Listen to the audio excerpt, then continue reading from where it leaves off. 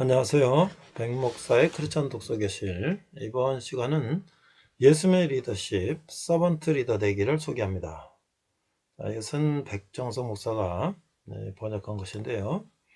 원작은 젠 윌키스 목사님입니다. 젠 윌키스 목사님은 텍사스주 웨이코에 있는 베일러 대학교에서 학사학위를 받으시고 텍사스주 포트워스에 있는 서남침례교 신학교에서 신학석사 철학 박사학위를 받으셨어요.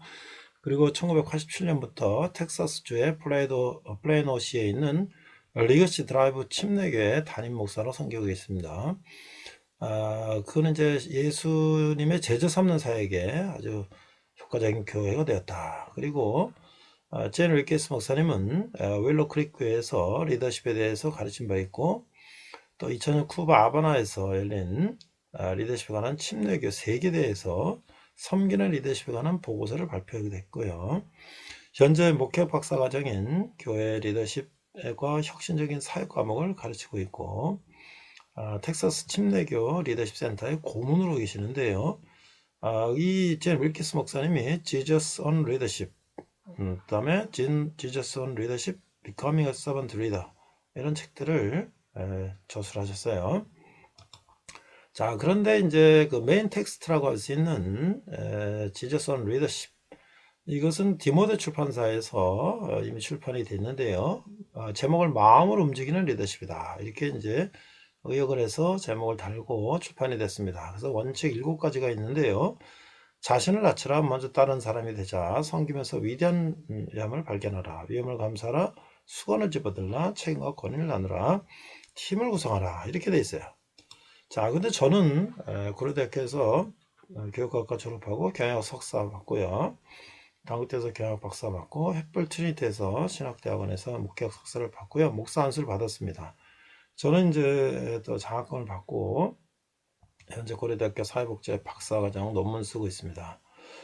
제가 이제 기업이나 대학에서 리더십을 강의하고요. 제 박사학위 논문이 리더십에 관한 거였는데, 리더십에 대한 늘 관심을 가졌고요. 여기 이제 이라크 서해부대 가서 리더십 강의 특강을 한 장면입니다. 자, 그래서 이제 이라크에 가서 장병들에게 특강하고 이런 데 또 감사장도 받고 그랬는데요. 제가 이제 역자 서문에 이렇게 썼어요. 한 동역자가, 제가 이제 부천 온누리교회에서 서빙고 온누리교회 다니다가 부천에 이제 1호 비전교회가 생겼어요. 그래서 거기서 이제 외국인 사역을 했는데요. 서빙고에서 배운 것들을 부천에서 했는데, 그때 어떤 동역자가 인천항교회 가면 이제 배로 실어온 성경이라든지 이런 성교용 영어 이제 그 교재들이 있다. 그래서 그러면 가져오시라고, 그래서 우리 외국인 근로자들한테 나눠줘야 되겠다 해서 가져왔는데요. 그 중에 이제 성경 같은 거는 우리 이제 외국인 형제들 나눠주는데, 사실 이제 카톨릭이나 이슬람권에서 온 불교권에서 온 분들이 성경도 잘 안 읽죠. 근데 이런 성경 교재는 사실 잘 안 읽잖아요. 그래서 제가 이제 이 책을 한번 보게 됐는데, 리더십에 관심 있는 저로서는 상당히 관심 있게 봤고요. 그 다음에 사실 우리가 지금 교회에서 리더십 교육을 잘 안 하고 있잖아요. 그래서 이제 이런 것들을 필요하겠다. 세상에서는 사실 제가 기업에서 신입사원 연수부터 대리, 과장, 차장, 부장, 임원 세미나까지 한 20여 년간을 했었고, 기업에서 어떤 20년간 이제 강의하고 대학에서 강의하고 있는데요. 이 사실 세상에서는 기업에서나 이런 데서는 리더십을 열심히 가르치고 있는데, 우리 교회는 사실 리더십을 잘 안 가르치고 있죠. 그래서 이 책에서는 이렇게 말하고 있습니다. 그 예수님은 그런 근본 하나님의 본체시나 하나님과 동등됨을 찰 것을 여기지 아니하시고 오히려 자기를 비워 종의 형체를 가지사 사람들과 같이 되셨고, 사람의 멍으로 나타나사 자기를 낮추시고 죽기까지 복종하셨으니 곧 십자가에 죽으심이라. 빌립보서 2장 6절 7절 8절 말씀이에요. 사실은 우리 교회나 세상에서 이런 이야기는 합니다. 예수님의 이야기는 하는데 실제로 그렇게 따라가진 않죠. 자, 그래서 제가 이 책을 이제 번역하기로 결심을 하고 이제 작업을 했고요. 저는 이제 기업의 변혁적 거래 리더십이 구조적인 관한 연구, 이것을 이제 IMF 때 이 박사학위 논문을 받았습니다. 자, 그래서 이 책을 이제 제가 미국 출판사하고 계약을 하고, 제가 이제 한국 크리스천 문화 출판사라는 출판사를 내고요. 이 책을 이제 번역했는데, 이 책은 이제 메인북이 예수의 리더십이 이제 교과서라면, Your Jesus Leadership Becoming a Servant Leader. 서번트 리더 되기는, 이거는 이제, 워크북이에요, 워크북. 그래서 이제 구체적으로 어떻게 하면 우리가 서번트 리더, 예수님 같은 리더십을 할 수가 있는가. 그래서 첫 번째, 위크 원, 첫 주는 상속에서 내려오기. 두 번째 주는 섬기는 리더들. 그래서 여기 SERVE가 다 그 내용들이 있어요. Spiritual gift. 우리는 영적인 은사를 갖고 있고, 그 다음에 experiences. 우리는 경험들 가지고 있고, relating others. 우리는 이 인간관계 어떤 그런 스타일을 가지고 있고, vocational skills. 우리는 직업을 가지고 있고, 그 다음에 우리가 이제 enthusiasm. 우리 열정을 가지고 사람을 섬긴다. 이런 얘기죠. 타인을 섬긴다. 이게 굉장히 길어서 이제 두 줄 합니다. 그 다음에 이제 세 번째는 equip이라는 건데 타인을 세워주는 거예요. 우리가 섬기고 세워주고 그 equip도 우리가 하나씩 보면 encourage, 격려하고 qualifying, 자질을 갖추고 understanding, 내가 그 말을 상대의 이야기를 듣고 instruct, 가르치고 praying, 기도해 주는 거예요.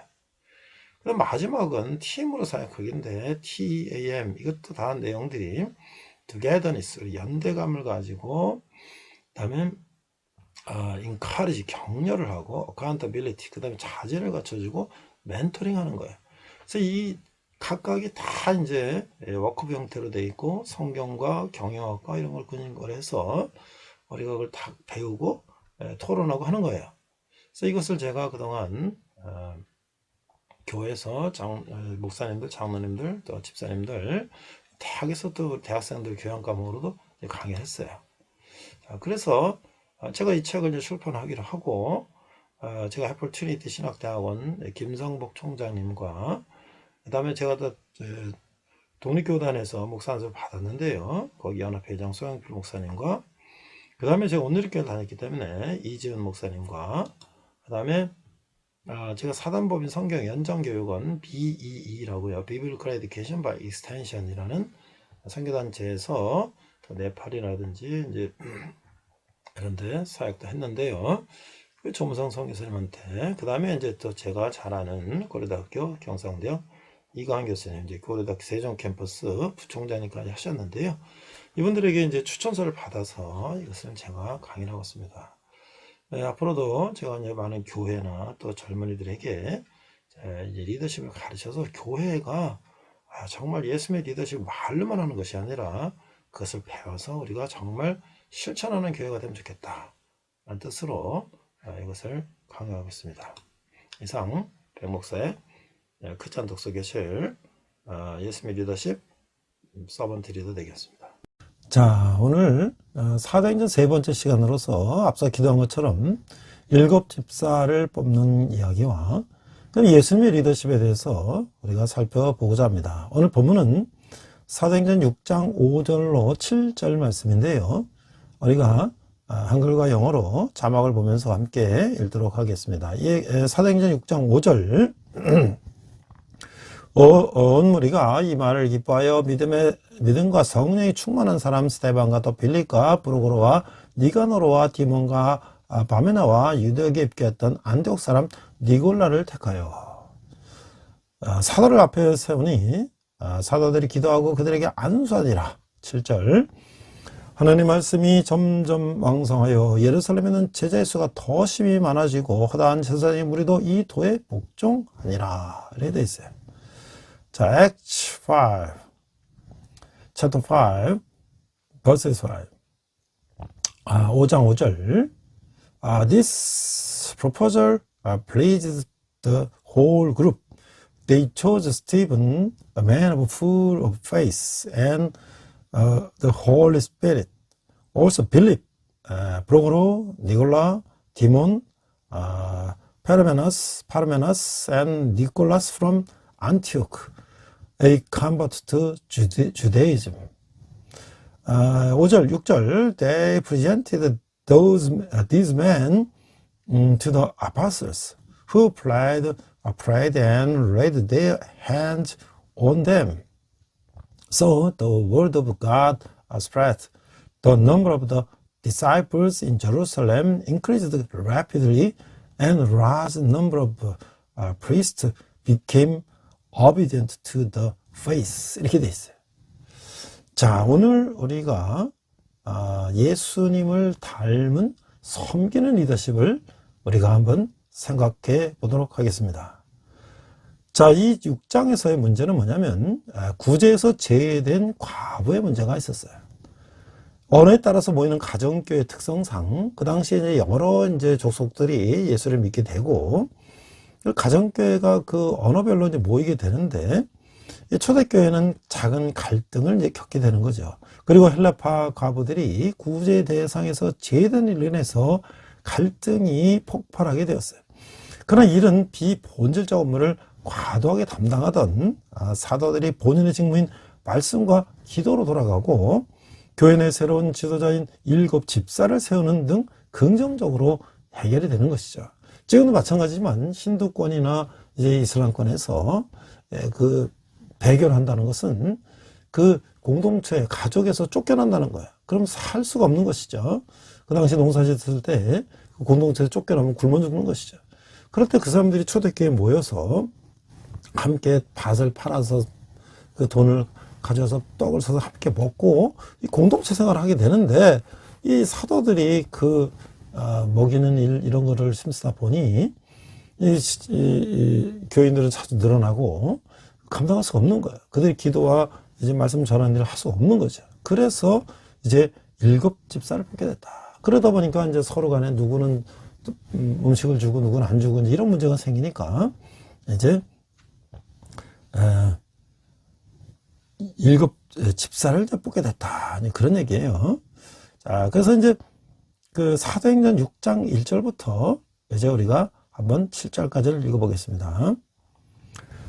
그때 제자가 더 많아졌는데 헬라파 유대인들이 자기 과부들이 매일의 구제에 빠짐으로 히브리파 사람들을 원망하니. 2절 12사도가 모든 제자를 불러 이르되 우리가 하나님의 말씀을 제쳐놓고 접대를 일삼는 것이 마땅하지 아니하니 형제들아 너희 가운데서 성령과 지혜가 충만하여 칭찬받을 만한 7을 택하라. 우리가 이 일을 그들에게 맡기고 살려 우리는 오로지 기도하는 일과 말씀 사역에 힘쓰리라 하니. 5절 온 무리가 이 말을 기뻐하여 믿음과 성령이 충만한 사람 스데반과 또 빌립과 브루고로와 니가노르와 디몬과 바메나와 유대교에 입교했던 안디옥 사람 니골라를 택하여. 6절 사도들 앞에 세우니 사도들이 기도하고 그들에게 안수하니라. 7절 하나님의 말씀이 점점 왕성하여 예루살렘에 있는 제자의 수가 더 심히 많아지고 허다한 제사장의 무리도 이도에 복종하니라. 이렇게 돼 있어요. 자, 1절에서 그때 제자가 더 많아졌는데 헬라파 유대인들이 자기의 과부들이 매일의 구제에 빠짐으로 히브리파 사람들을 원망하네. 자, 이게 헬라파 유대는 여러 지방에서 흩어져 살면서 이 헬라어를 사용하는 유대인들을 말하는데 그 히브리파 사람들은 이 사도도 같이 그 본토에 이스라엘에 살던 사람 말하는 거죠. 히브리어. 그러나 이제 사실은 현대화된 아람어다 이렇게 말하고 있죠. 그 히브리어를 말하는 유대인들 말하는 거예요. 그래서 믿는 사람들이 점점 많아지니까 교회 안에 새로운 문제가 발생했어요. 구제가 공평하게 실행되지 않은 것이죠. 성도들의 수가 많아지자 사도들이 모든 일을 제대로 감당할 수가 없었기 때문인 거예요.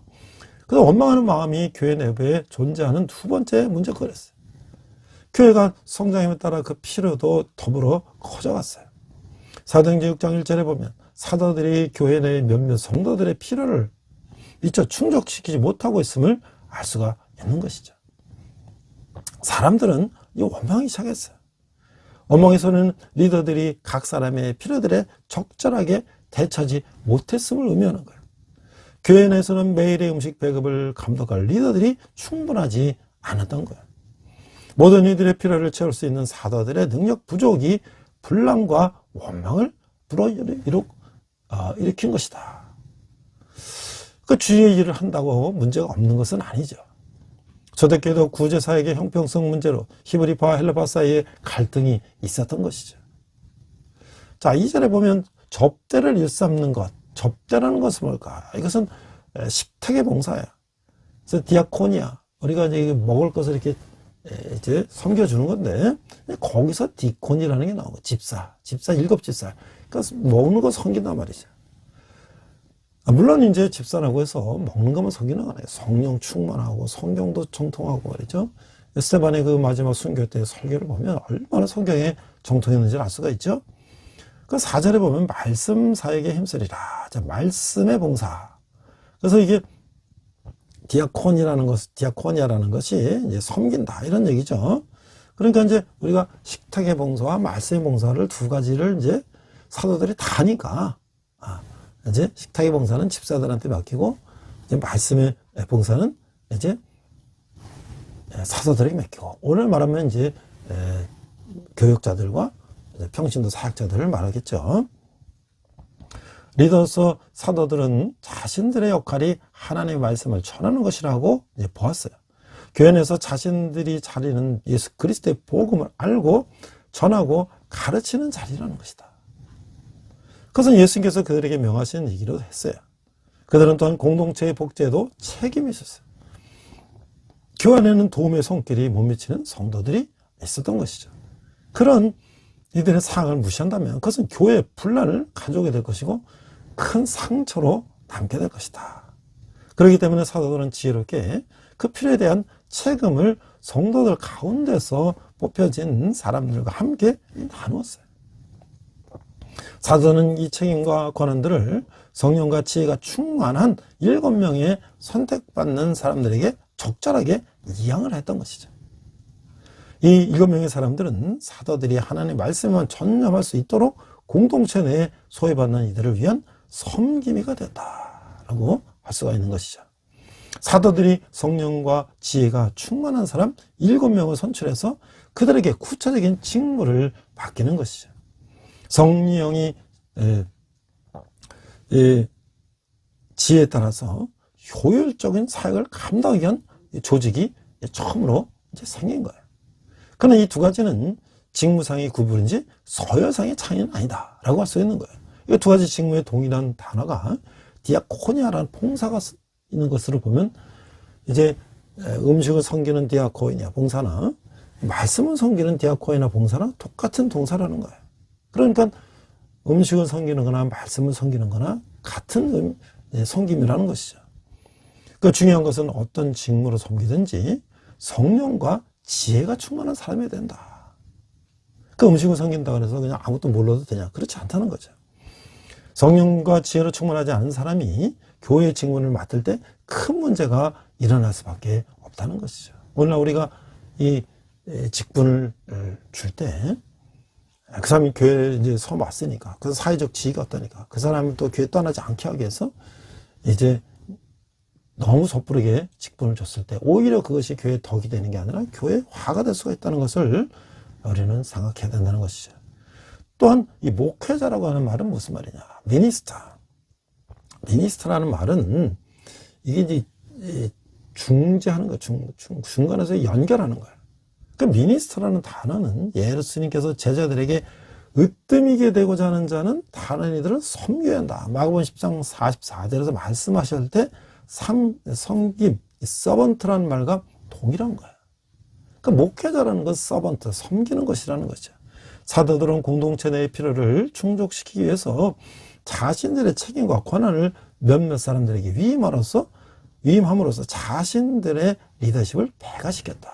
그러니까 우리가 지금 세상에서는 이제 리더십을 배우고, 왜냐면 조직이라는 건 결국 사람과 사람의 관계, 리더와 팔로워의 관계가 제대로 이제 연결이 안 되면 조직이 무너지잖아요.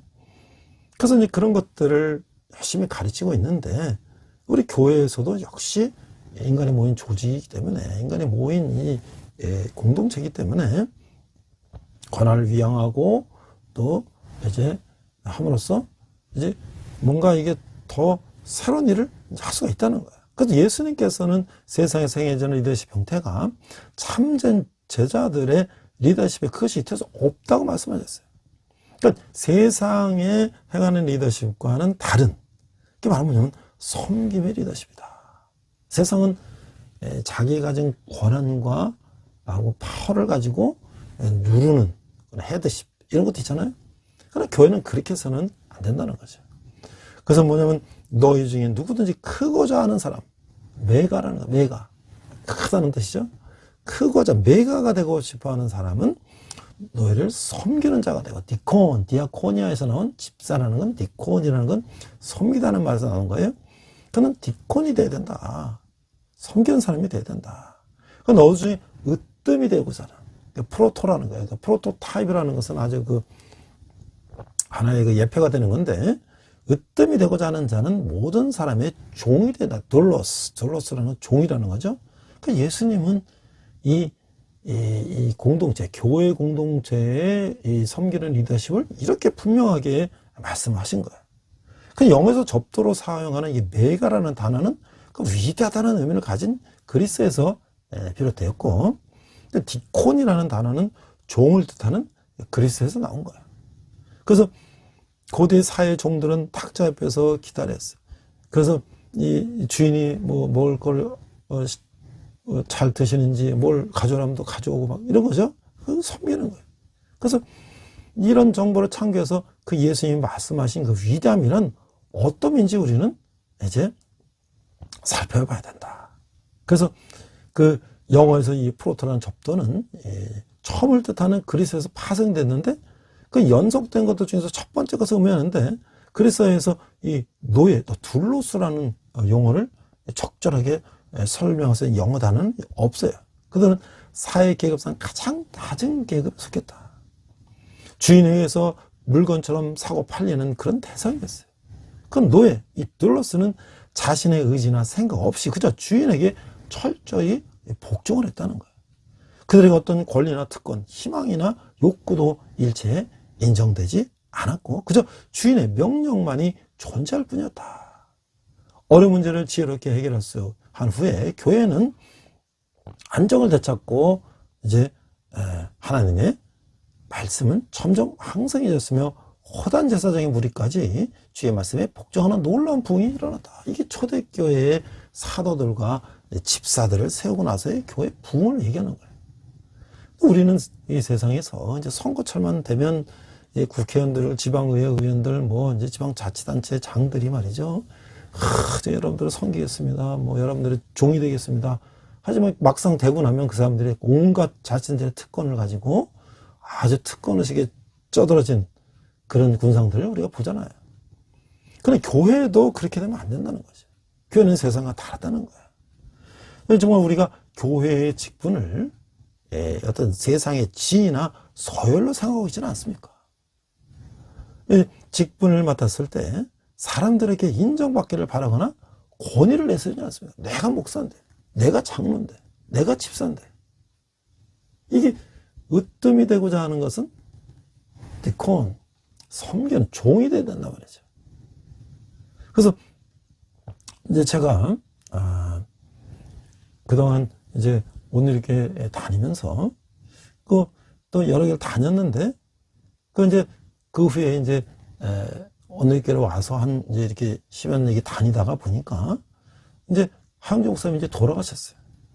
그런데 그 후임 목사님들을 은혜롭게 세우고, 또 교회가 안정적으로 이제 1대 2대 담임 목사가 이제 넘어가는 모습을 이제 보이는 모습을 보면서, 이 온누리교회가 그래도 이 목회자들과 장로들과 집사들과 이 교회 리더십들이 잘 훈련이 돼 있고, 잘 섬기는 리더십이 잘 갖춰져 있구나, 이런 생각이 드는 거예요. 그러나 우리가 그렇지 못한 교회도 많죠. 이제 제가 이제 다녔던 몇 교회들도 있었고, 또 제가 다니지 않았지만 외부에 나타났던 이런 교회들 보면, 이 교회가 성장하는 과정 속에서 리더십의 위기를 맞고, 교회가 이제 분열되거나 어려움을 겪는 모습을 많이 봤죠. 목사님도 장로님도 똑같이 교회에서 열심히 자기 방식을 옳다고 주장했지만 결국 합의점을 찾지 못하고 분열되는 비극을 맞게 됐던 것이죠.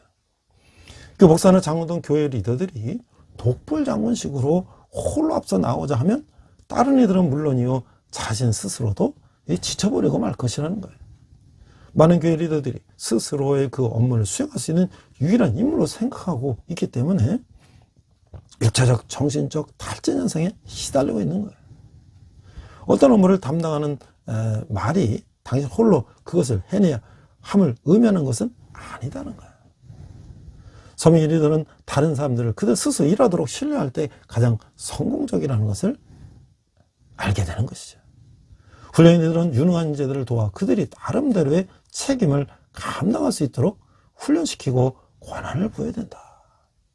그러니까 오늘날 우리 교회가 정말 우리가 그 말로는 예수님의 리더십을 따라서 예수님 같이 우리가 섬기는 삶이 된다 그러지만, 그러나 실제로는 자기 방식대로 자기가 방식이 옳다고 또 다른 방식을 얘기하면 그거가 이제 서로 자기 주장이 옳다고 하면서 다툼이 일어나고 결국은 또 그것도 부절이 되고, 그런 많은 또 교인들이 상처를 받고, 이런 참 이런 불행한 이제 우리가 사태를 많이 봤던 것이죠. 자, 이제 5장에 보면은 이제 배가의 원리가 나와요. 배가의 원리. 자, 5장 12절에 16절을 보면 사도들이 표적을 일으키다. 5장 12절, 사도들의 손을 통하여 인간의 표적과 기사가 많이 일어나며 믿는 사람이 다 마음을 같이하여 솔로몬 행각에 모이고, 그 나머지는 감히 그들과 상종하는 사람이 없으나 백성이 징속하더라. 믿고 죽게로 나오는 자가 더 많으니 남녀와 큰 무리더라. 심지어 병든 사람을 메고 거리에 나가 침대와 요에 누이고 베드로가 지날 때에 혹 그의 그림자라도 누구에게 덮일까 봐라고. 예루살렘 부근에 수많은 사람들도 모여 병든 사람과 더러운 귀신에게 괴로움받는 사람을 데리고 와서 다 나음을 얻으더라. 이 베드로를 비롯한 초대교회 사도들은 자신의 은사를 발휘해서 주저없이 복음을 증거했던 것이죠. 이런 초대교회는 믿고 주님께 나오는 자들이 계속해서 배가 되었다. 2배, 3배, 4배 막 늘어났다는 거죠. 그러니까 우리 개개인은 각기 다른 은사와 달란트와 능력을 가지고 있어요. 하나님 우리에게 주신 것이 어떤 것이든 많든 적든 크든 작든 우리의 소망은 그것을 얼마나 지혜롭게 활용하여 배가시킬 수 있는가, 거기에 있다는 거야. 그래서 이제 조직은 이 조직의 배가를 돕는 이게 몇 가지 원리를 우리가 한번 생각할 수가 있는데, 첫째는 뭐냐면 하나님께 접속하라. 그 세상의 모든 방법 누구 인간에게 접속하는 게 아니라 하나님과 접속하라. 태양계 전체와 인간의 몸을 포함한 만물을 창조하신 창조주 그분께 이 플러그를 꽂아라는 거예요. 그러면 자신의 무한한 잠재력을 발견하고 성장시키고 배가시킬 수 있다라고 하는 거예요. 두 번째는 이 창의적이 돼야 된다. 창의력은 잠재력과 현실이 연결되는 곳에 있다. 거기서부터 당신이 여러분들은 자신이 꿈꾸는 것이 무엇이든 그것을 이룰 수 있는 능력을 갖게 되는 것이다. 세 번째는 작게 시작하라. 여러분이 그것을 받을 준비가 되었지 않으면 그것을 지켜나갈 준비도 되었지 않은 것이다. 그러므로 작게 시작하는 것이 좋다는 거예요. 네 번째는 위임하는 것을 배워라. 함께 일하는 사람에게 가능한 위임하고 격려하면 그가 아이디어를 내고 계획하고 추구해 나가는 능력이 급속도로 증가하는 것을 경험하게 된다. 우리가 참 이것을 위임의 원리를 배워야 되는데, 자기가 그 중요한 일을 맡으면 그거를 놓지 않으려고 하는 리더들이 있어요. 그럼 결국 그 조직은 그 리더의 독점이 되고 많은 사람들은 그 팔로워들은 소외가 되는 것이죠. 그럼 거기는 내분이 생기고 갈등이 생기는 거예요. 그 리더는 항상 자기의 일을 아랫사람에게 위양하고 자기는 또 새로운 일을 계속 추구해 나가는 그런 리더십이 필요하다는 것이죠. 자, 다섯 번째는 다른 사람에게 기회를 주라. 동료들이 그들의 시간과 재능을 자선단체를 위해서 사용하도록 만들라. 그런 당신의 조직에 엄청난 영향을 미칠 것이다. 그래서 많은 지금 좀 서툴더라도 그 사람들한테 기회를 주면 그 사람들이 실수를 하지만 그래도 점점 나아지면서 스스로 할 수 있게 된다는 거예요. 여섯 번째는 하나님께 맡기라. 하나님 원하시지 않는 것을 포기했을 때 결과는 언제나 더 좋게 나타난다는 거예요. 이것이 바로 하나님께 맡기는 것이다. 우리 인간들이 우리가 정말 성경 말씀을 우리의 삶의 기준으로 삼고 살지만 우리가 인간의 어떤 욕심과 자기 이기심과 개성과 독불장구식의 어떤 그런 생각을 가지고 서로가 이제 이 권한을 위양하고 서로 또 이제 기회를 주고 또 작게 시작하고 또 창의적이고 하나님께 접속해서 하나님께 맡기지 못하기 때문에 이런 문제가 생기고 있다는 것이죠. 그래서 결국 이 교회 리더십과 세상 리더십은 다르다는 거예요. 초대교회는 사도들을 대신할 새로운 리더십을 가진 7명을 선출했죠. 근데 교회에서 세워진 리더십은 세상의 리더십과는 달라야 한다는 거예요. 그 이유는 뭘까? 우리가 구체적으로 살펴보면 세상의 지도자는 이윤과 이익을 극대화하기 위해서 자신의 리더십을 발휘하죠. 기업은 그렇지 않습니까? 이윤을 극대화시키기 위해서. 그 목적 달성을 위해서 자신의 능력과 실력을 강조하며 지배하거나 군림을 하기 때문에 권위주의적이 될 수밖에 없다는 거예요. 아무리 지금 젊은 사람들이 너무 권위주의고 꼰대 이래가지고 그것을 이제 비판하고 하지만 결국 조직이라고 하는 것은 리더와 팔로워가 같이 일을 해나가신 것인데 경험과 지위가 높은 사람이 이끌어가는 대로 가는 수밖에 없는 거예요. 자기가 팔로워들이 자기가 나중에 경력을 쌓고 리더가 되면 똑같은 입장이 되는 것이죠. 그러니 물론 우리가 공과 사를 구별해서 공적인 일로 저희가 리더십을 발휘해야지 사적인 감정이 들어가고 사적인 어떤 그런 생각을 가지고 정말 갑질한다면 그건 문제가 있겠죠. 그 이들의 권위는 조직의 내규나 헌법 또는 이사회 같은 기구의 근거를 두고 있어요. 그러나 세상의 지도자는 왜 일을 해야 되는가를 가르치기보다는 어떻게 해야 하는가를 가르치면서 얼마나 많은 사람들을 관리하며 인도하는 거에 관심을 집중하고 있다는 거죠. 그러나 교회의 지도자는 영적인 일을 수행하기 위해서 하나님의 부름을 받고 임명받아 성령의 능력으로 일하는 거예요. 리더십 동기에 있어서 사적인 야망을 달성하기 위한 것이 아니라는 것이죠. 하나님 나라를 건설하는 순수한 동기에서 출발한다는 거예요. 교회 리더십은 군림하는 리더십이 아니라 섬기는 리더십이라는 거예요. 어떻게 하는가 보다는 왜 해야 하는가 강조하며 방법보다는 원리를 더 강조해야 된다. 그러니까 저는 이게 리더십으로 경영학 박사학위를 받고 리더십을 대학이나 기업에서 수없이 강의를 했는데 이게 이제 리더십의 과업 위주냐 인간관 위주냐 이 두 가지를 어떻게 적절하게 구사하느냐 이거였어요. 근데 이제 기업이라는 건 아무래도 과업 위주로 갈 수밖에 없죠. 기업이라고 하는 것은 조직의 목표를 달성하기 위해서 그 사람을 뽑아서 월급을 주고 일을 시키는 거 아니에요? 근데 교회라고 하는 것은 우리가 아무 월급, 물론 목회자는 다르지만 사례를 받지만 평신도들은 아무런 월급도 받지 않고 자기가 스스로 봉사하는 것인데 거기서 과업 위주로 밀어붙이면 상처를 받는 거예요. 그래서 교회는 철저히 우리가 인간적인 관계가 우선이 되면서 거기에 스스로 자발적으로 헌신하는 마음으로 이제 과업을 해나가는 것이죠. 근데 우리 교회 리더십들이 착각을 하고 마치 교회의 리더십과 세상의 리더십, 기업의 리더십이 같은 거로 생각하고 자기가 직위가 높으니까 회사 사장이, 부장이, 팀장이 직원들을 다스리는 것처럼 그렇게 다스려서는 교회는 이게 운영될 수가 없다는 거예요. 물론 세상 리더십과 교회 리더십이 비슷한 부분도 있어요. 둘 다 비전과 목표를 세우고 추구하며 비전을 성취하기 위해서 전략을 세우고 방법을 연구한다는 점에서는 그렇죠. 그러나 핸드릭스 교수님은 이렇게 얘기했어요. 내가 당신에 대해서 가장 두려워하는 것은 당신이 실패할까 봐가 아니라 당신이 잘못된 일을 해서 성공할까 하는 것이다. 우리는 세상의 지도자에게서 유익한 전략이나 방법들을 배울 수는 있다. 그러나 우리의 절대적인 모델은 예수님을 잊어서는 안 된다라고 하는 거예요.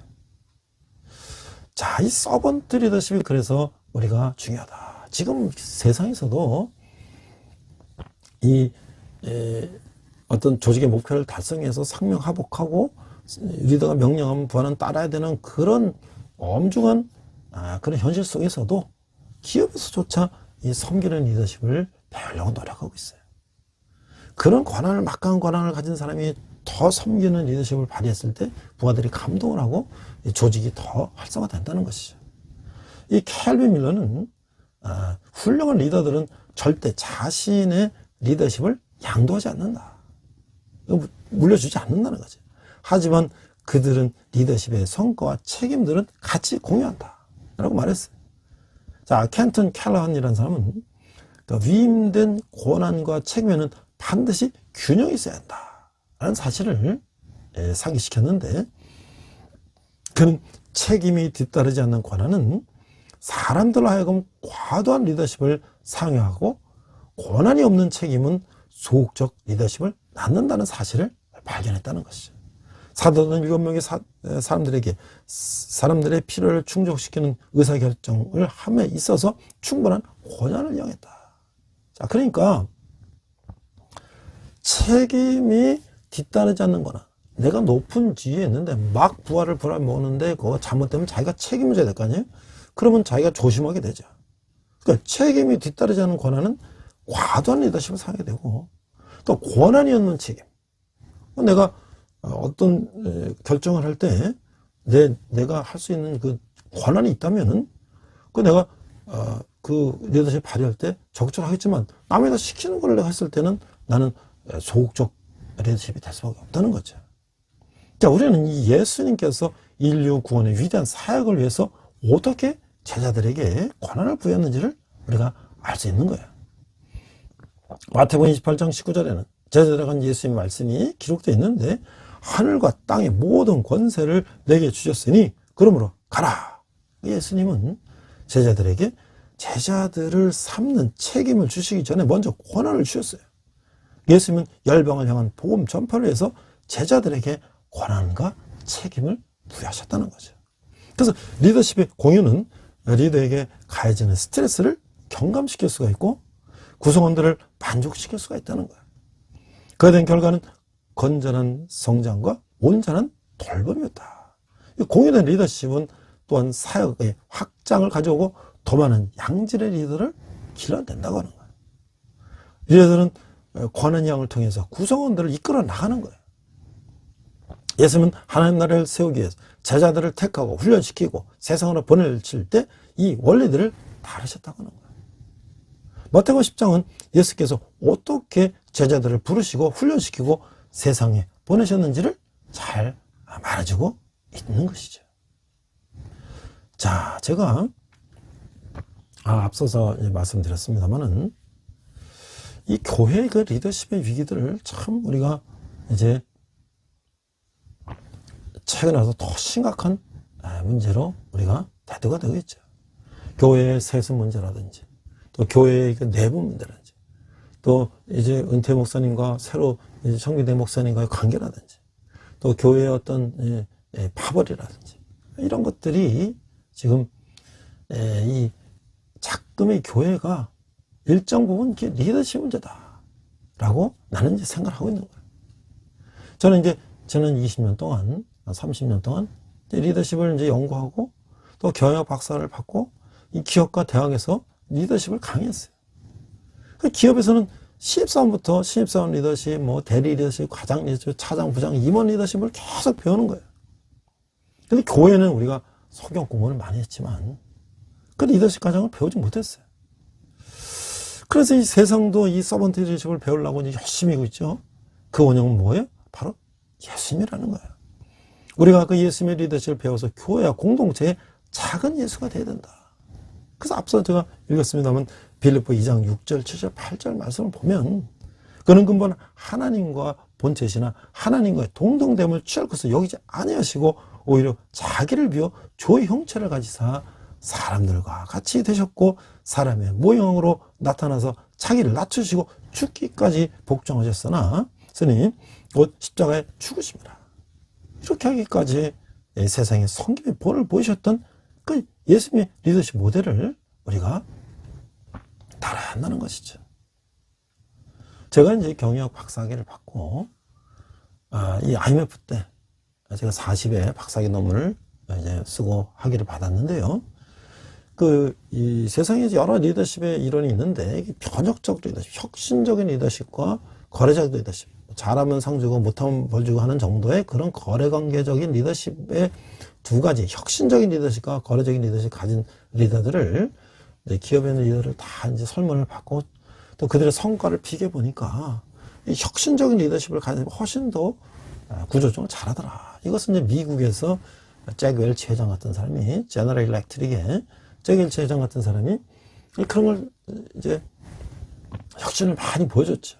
그래서 이제 그때 IMF 때 김영삼 대통령 때 IMF 받고 김대중 대통령 때 이제 그것을 이제 어떻게 이제 해결하고 극복해야 되느냐, 뭐 금모기 운동도 하고 막 그럴 때 이제 제너럴 일렉트릭의 잭 웰치 회장은 이제 뭐 엔진 터빈 이런 거 만드는 거, 지금 두산중공업, 과거에 한국중공업 이런 데 오거나 뭐 관계에서 한국에 오면 기업은 방문을 갔는데, 대통령 물론 이제 개인적으로 인사하고 갔겠죠. 근데 그때 이제 IMF가 오니까 이제 그 김대중 대통령이 우리 이제 CEO들, 뭐 우리 학계 정계 경제계 이 리더들에게 당신의 그 구조조정에 대한 그 어떤 그 노하우를 좀 가르쳐주면 좋겠다. 이제 그래서 이제 청와대에서 이제 그걸 이제 해가지고 이 경제 단체 중에서 이제 그걸 할 수 있는 단체를 이제 선택하게 되는데, 그걸 한국농유럽회에서 이제 그걸 오다를 받았어요. 그래서 이제 농유럽회 내에서 이제 그거를 할 수 있는 사람이 없는 거예요. 그래서 이제 경영자 교육팀장을 웹에서 뽑기로 공고를 했어요. 제가 이제 기업에서 한 20년 동안 이제 리더십 박사학위 받고 또 가르치고 이제 그런 교육 경험이 있었는데, 제가 거기 이제 어플라이를 했어요. 그래서 20대 1로 제가 이제 합격을 했습니다. 그래서 경영자 교육팀장이 돼서 제가 그동안 박사학위 논문 쓰느라고 이 경영자들 뭐 이런 이 리더십 그들의 자선 한 100권 이상을 읽었어요. 국내 경영자들. 그러면서 제너럴 일렉트릭의 잭 웰치 회장의 이제 그 비서들 통해서 대화할 거, 또 토론할 거, 뭐 이런 거 이제 주고받고 다 하면서 결국 이제 하얏트 호텔에서 600명의 정재계 인사들 초청해서, 물론 이제 10만 원씩 이제 그 점심 스테이크 주고 그 600명을 초청해서 성황리에 그 리더십을 특강을 했는데요. 그리고 저는 그걸 비디오를 만들어서 또 그걸 또 판매했고, 연수원에서 많이 또 그걸 틀었죠. 또 그걸 또 책으로 만들어서 많은 사람들이 보게 하고, 그래서 바로 뭐냐면 제가 리더십으로 경영학 박사학위를 받고, 그래서 공부하고 또 준비했던 그런 과거였죠. 그러면서 저는 교회에서 또 이제 여러 가지 봉사를 했는데, 그때 이제 서빙 온누리교회에서 외국인 예배 이런 데 참여했었고, 평신도 성교학교 참여했었고, 그러다가 부천 온누리교회 이제 침례교회가 하나가 이제 문을 닫게 됐는데, 거기에 이제 주인이, 그 상가 주인이 권사님이 온누리교회 권사님이에요. 그래서 이제 그분들이 일부는 떠나가고 남은 사람들이 우리 교회를 좀 어떻게 살려달라고 그러면 하용재 목사님한테 좀 부탁을 좀 해야 되겠다 해서 하용재 좀 찾아갔어요. 근데 하용재 목사님이 그때 비서였던 이재 목사님 보내가지고 상을 파악했는데, 그러면 우리 부천에 있는 이 열방교회라는 침례교회를 온누리교회가 부천 캠퍼스로 해서 이거를 교회를 세워보겠다 해서 시작된 것이 바로 부천 온누리교회죠. 지금 수십 개 전 세계에 있는 비전교회 1호가 바로 부천 온누리교회. 제가 거기에 서빙으로 다니다가 집이 부평이기 때문에 거기서 이제 서빙에서 배운 사역들을 이제 계속 하고 있었는데, 근데 외국인 예배를 하고 있는데 어떤 동역자가 그러는 거예요. 자, 인천항에 가면 거기에 이제 미국, 호주에서 온 영어, 성경 이런 것들이 컨테이너로 와 있는데, 그런 걸 좀 외국인들이 나눠주면 그거 가져오시라고. 그래서 가져온 것 중에 보니까 영어, 성경 사전, 뭐 영어, 성경 교재 이런 것들이 있는데, 성경책은 그분들한테 나눠주지만 그런 것들은 뭐 그런 것까지는 보진 않죠. 근데 제가 리더십에 대해 눈이 팍 꽂혀서 게 뭐냐면, 예수님의 리더십 서번트 리더 되기라는 이 책자, 영어 책자와 비디오 테이프하고 이런 것들이에요.